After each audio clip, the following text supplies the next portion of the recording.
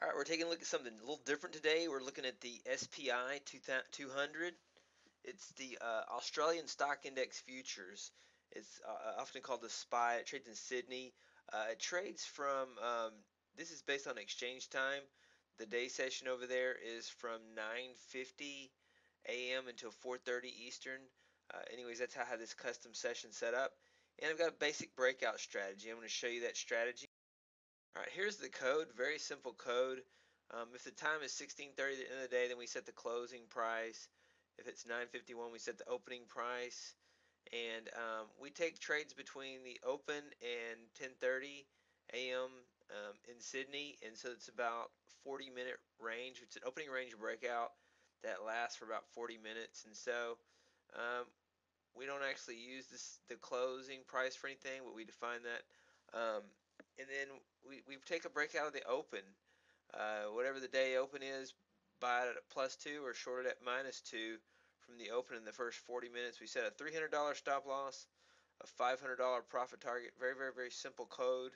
And then we take a look at the results. You'll find that this strategy, it works well uh, some of the time, and other times it does not.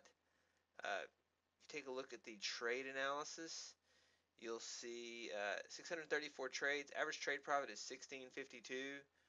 Look at the strategy analysis, strategy performance summary, $10,000.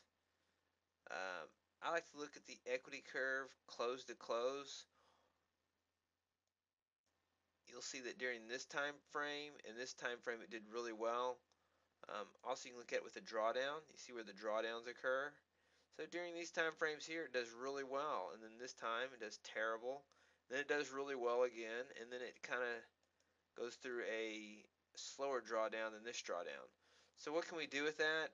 It's a very basic strategy. It's how would we make it better? One quick way is to test it with a money management algorithm, and that's what I did. And so over here on the left, I put in Save, and over here on the right, I used the money management algorithm, equity curve, equity curve algorithm, Rev 5.0, and we set the symbol to what this is over here on the left, SPI pound. This is the IQ data feed, DTN IQ data feed, going back to 2011. Have contract data back to that time. We use a limit entry, the moving average. All we're doing is using the moving average of the closed equity curve, and you'll see the improvement that we get in that performance. And I'm going to pull up the performance summary here. You'll see a much better equity curve. There's a drawdown period during this time, but not as deep, and then a rise and then a pullback. And so what's the total strategy performance?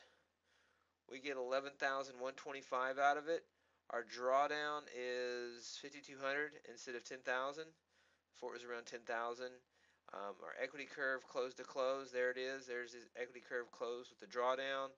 And then the trade analysis, 339 trades, about half as many trades, and 32.82. And this is in Australian dollars, and so it's still not a lot because it's 25 Australian dollars per point. So you just get a little bit more than a point. And once you get some slippage, it might not be great. But this is an example of how to start your development of a basic breakout strategy, how to throw in a basic equity curve algorithm to see if it improves it. And so we're basically doing the moving average of the equity curve with a breakout strategy um, to double the profits, double the average trade profit, double the return, but it still needs some refinement. So that's a quick way to do it. I just spent a few minutes putting that together, showing you how to set that up in MultiCharts and showing you how to trade the SPI in Sydney, Australia.